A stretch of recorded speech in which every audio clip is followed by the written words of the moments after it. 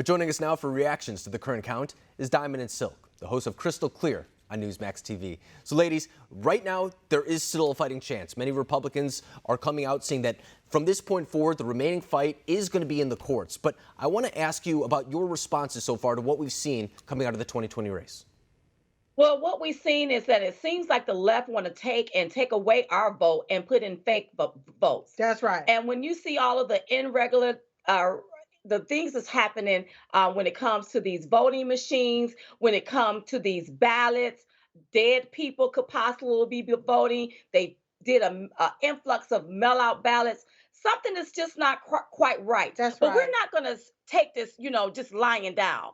We're going to stand up and we're going to fight this here. Listen, the election night, when they halt the counting, President Trump was up. He was ahead, yes. In all of these states. Yeah. And all of a sudden, we go to bed, we get up the next morning, now Biden is up because of all of these mail-in ballot dumps.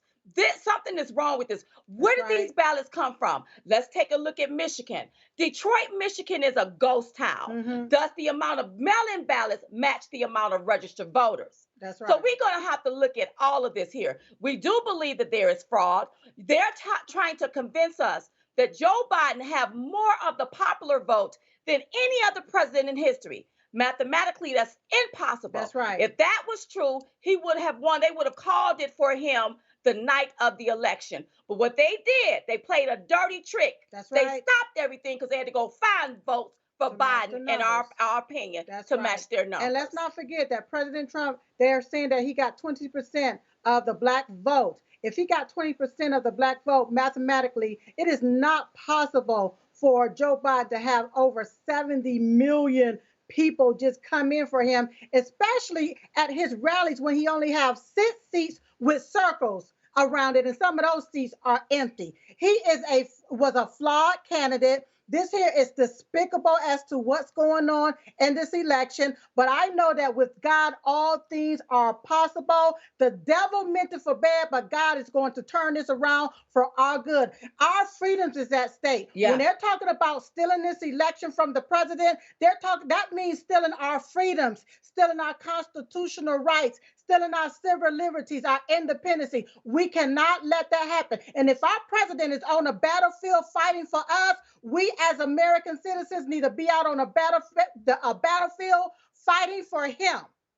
And right now, too, I don't think it depends where you stand politically. You want to have faith in our electoral system. It seems like we should have a system where, for example, if there are concerns about the vote, you should be able to audit the vote. It should be a simple way to check. We live in 2020. I could go look you guys up on the internet, for example, and find out a lot of information about you. I feel like our election system should have that same type of guarantee where we can check our votes, make sure that what is happening is indeed accurate. But I'm glad you brought up the battle that's taking place right now, because yesterday there were concerns that many Republicans were not fighting that battle. We saw Donald Trump Jr. take to Twitter saying that some prominent voices that have been speculated to be running in 2024 are being silent at this very moment. We did see Senator Lindsey Graham come out yesterday on Hannity and say that he is going to be supporting the president. But do you think the rest of the Republican leadership has done enough? I think that the whole leadership should be supporting this president, standing behind this president, and then standing up to this fraud. We're not crazy. I get tired of the media spreading the narrative, wanting us to bite the narrative and keep the narrative going. And if you don't believe what they're saying, and if you sway another way, they want to take you down off of social media. Yeah. It's time to stand up for our freedoms and our rights and stand up for our votes. We should never have to question the integrity of our election, because we should have equal, fair in our elections, and not somebody bringing in these massive influx of ballots. We don't know where they're coming from. It has been alleged up in Michigan, 130,000 of them was unverified. This is unacceptable, and we can see this with all 8 of our eyes. Yep. And listen, it's time for every Republican to stand up and fight this. And let me tell you something. If it wasn't for President Donald J. Trump, there would be no Republican Party. Right. President Trump has exposed the swamp. Now it's time for him to pull the plug. All of the rats that's been clogging the pipe, it's time for them to go. Stop stagnating our country. This is not going to be a socialist country. We are the United States, not the divided states, and you're not going to control us. It's we, the American people. We control things as the American people. We control who is our president, not these elitists. And it's interesting to me, too, because over the past couple of months and even years, for example, I know that people have shared just a video of Joe Biden, and it's been labeled by Twitter by saying this could influence the results of the election. It's unfair for this video to be shared.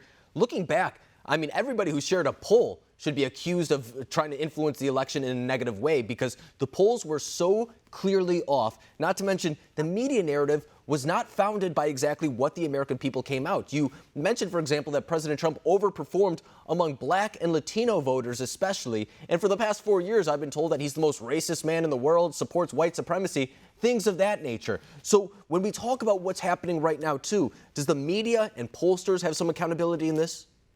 Oh, absolutely. Yes. Tell you the truth, I think the pollsters should be arrested for election interference and Yep. voter suppression. Yep. They know exactly what they was doing. I think it's time to round up some of these executives that sits in some of these here media companies Yeah. that call the shots. And they've also voter suppressed and Mhm. interfered in our election, especially this 2020 election. When you have the whole media, 98% of the media, pointing the finger at one man, demonizing him, vilifying him like he's the problem. Yeah. Always remember those three fingers in that thumb is always pointing back at That's them. right. What's the problem with them? The problem is they want to pick and control our elections. They want to pick who's president so that they can keep their gravy trains going. Uh-huh. But this is a It's a whole new wrap. day. Yeah. President Trump is not a career politician. He's a businessman. Yes. He's fighting for us, Yes. and we got to stand with him to fight for him. To the very end, baby. And perhaps that's one thing that will be taken out of this election is maybe people don't believe polls anymore. I know people were skeptical coming out of 2016, but looking at what we're seeing right now, I think there's no doubt that the polling industry within itself has lost all credibility. And maybe that's worse than any jail sentence or anything like that because the entire industry is irrelevant from this point forward. But Diamond and Silk, it's always a pleasure having you on this program. I really appreciate you breaking down your responses to what's going on right now. Thank you. Thank you for having us.